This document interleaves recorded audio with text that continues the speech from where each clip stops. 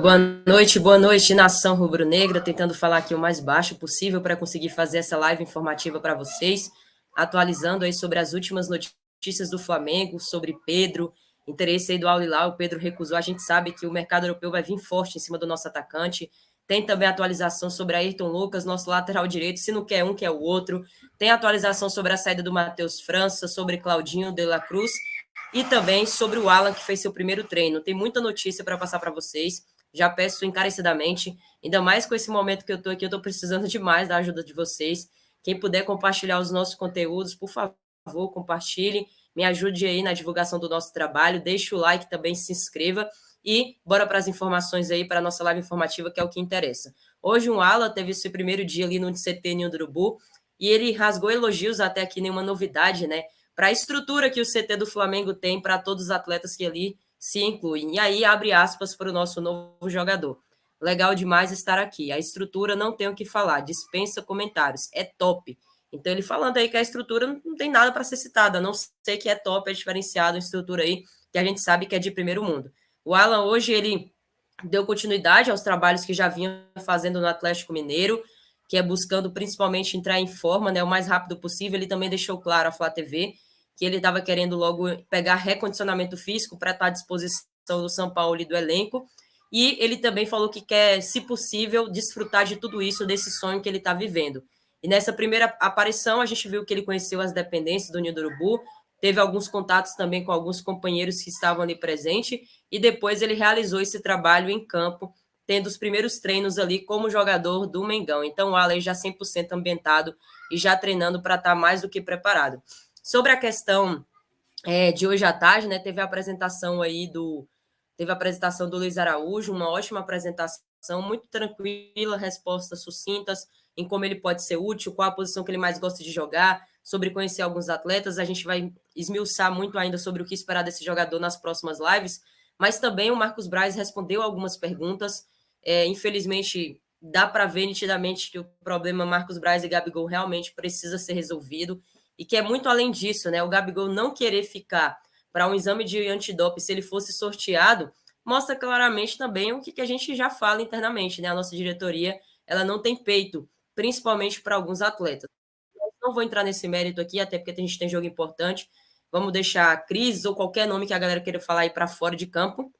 Eu prefiro falar aí sobre o time que vai jogar, sobre o que esperar e, obviamente, sobre a atualização de mercado. Lembrando que hoje, dia 3 de julho, abriu a janela de transferências, tá? Sobre o De La Cruz, o Marcos Braz deixou claro que é uma negociação que o Flamengo quer. O jogador tem muita qualidade e daria muita qualidade também ao elenco, mas ele também deixou evidente hoje na coletiva que o River está dificultando a negociação. Que a negociação que o River Plate quer para a saída do De La Cruz é 16 milhões de dólares. E o Flamengo já informou que por esses valores não dá. Lembrando que 16 milhões de dólares, muita gente acabou me perguntando, Letícia, o River quer esse valor por fora, sem a questão do Liverpool, do Uruguai, que também tem uma parcela ali, uma porcentagem na negociação do De La Cruz, ou já é tudo incluído? Então, essa informação precisa a gente não tem. Não conseguimos saber se esse 16 já incluiu o pacote ali, né, da porcentagem de cada um. Mas provavelmente eu acredito que sim, que já inclui aí tanto o River quanto o Liverpool do Uruguai. Mas são valores altíssimos que o Flamengo já deixou bem claro que não vai acontecer, que o Mengão não vai colocar esse tipo de proposta na mesa. Sobre a situação do Claudinho, o Marcos Braz também respondeu que já foi feito, sim, alguns contatos com o empresário, algo que a gente já vem pontuando, eu e o Júlio Miguel Neto, né, que o Flamengo procurou o empresário, que o empresário disse, né, que já foi contactado pelo Flamengo, mas que é uma negociação difícil, e vai depender muito, como o Marcos Braz falou, do apetite do jogador. O que quer dizer isso, nação rubro-negra? Vai depender muito da vontade do Claudinho em vir para o Flamengo e fazer seu esforço também ali nos bastidores.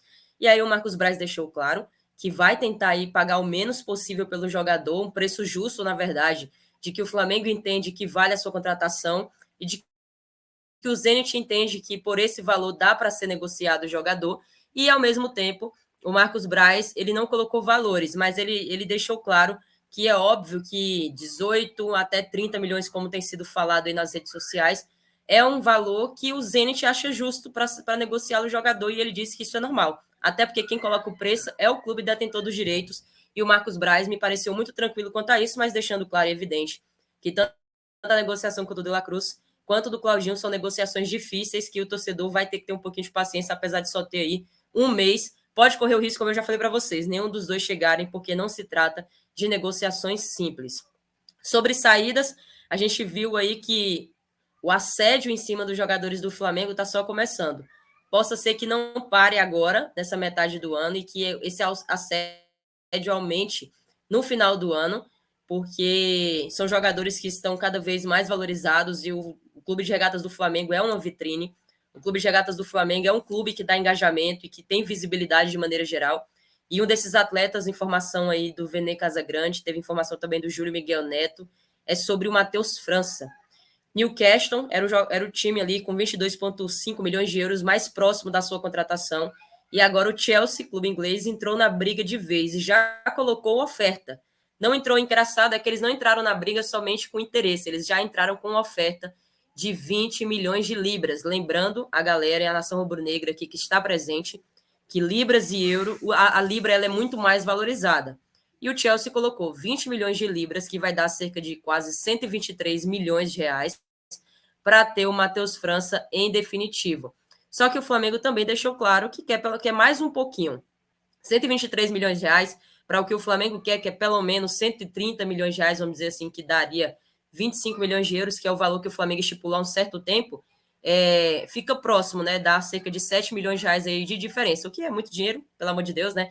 7 milhões de reais é dinheiro pra caramba, mas, de qualquer forma, o Flamengo ainda não respondeu à proposta. Matheus França, com certeza, está de saída nesse mês de julho, indo para a Europa, para Newcastle, para Chelsea, não importa. Mas a saída do Matheus França já é praticamente dada como certa. Muito difícil o Flamengo recusar propostas como essa. Eu quero até saber do torcedor rubro-negro. Galera, 123 milhões de reais pelo Matheus França. Tá bem pago?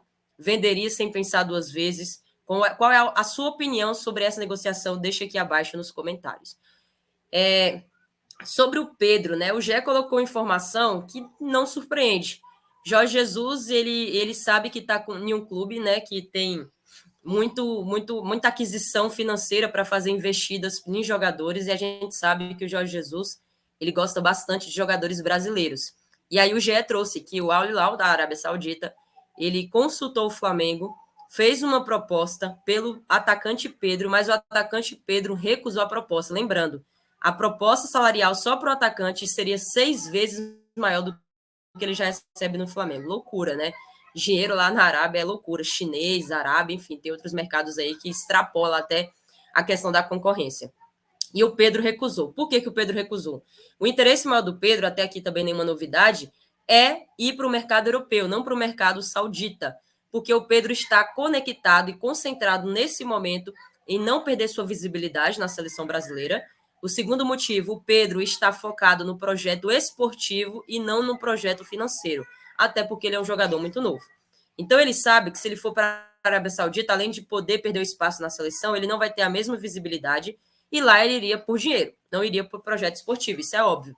E aí não é interesse nem dele, mesmo o empresário apresentando a proposta para o jogador, não é interesse nem dele e da família. Por isso o Pedro recusou e o Pedro, inclusive, está muito confiante de que vai receber propostas melhores no sentido esportivo, de clubes melhores aí do mercado europeu, ou nessa janela no final do ano.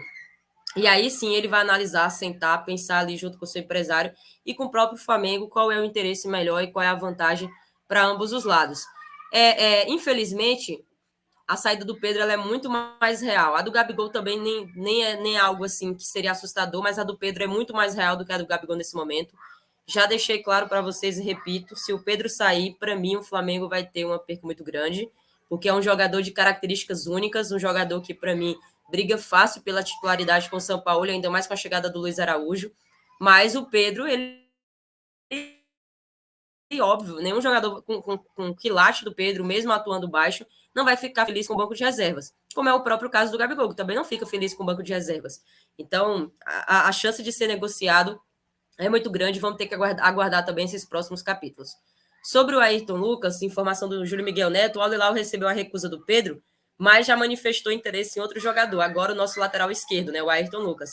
E aí o jogador já está sendo observado pela equipe, que está sendo comandada aí pelo Jorge Jesus, e a proposta deve chegar essa semana, no máximo aí até semana que vem. Resumindo, nesses próximos dias aí, de início de julho, já deve chegar uma proposta formal na Gávea, também interessado no Ayrton Lucas. Que loucura, né? Não me surpreende também.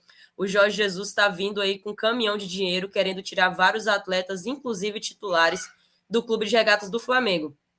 Isso é até para provar para o torcedor de maneira geral, Jorge Jesus é flamenguista. Não, Jorge Jesus ele não é flamenguista, ele tem um carinho pelo Flamengo, uma gratidão muito grande, e o Jorge Jesus, obviamente, ele vai sempre pensar nos seus interesses pessoais, sempre vai pensar nos seus interesses pessoais. Então, a gente já falou isso, repete, né?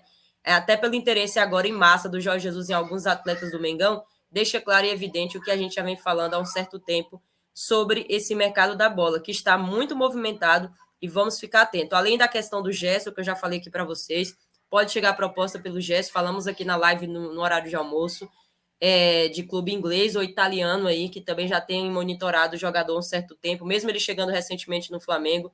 Não se assustem se essa possibilidade também acontecer, e a gente vai aguardando aqui todos os detalhes, tá, galera? Lembrando que esse vídeo, essa live informativa, ela é sempre gravada 1 hora antes de ser postada, até porque a gente precisa ajeitar, carregar, fazer tudo bonitinho aqui na edição.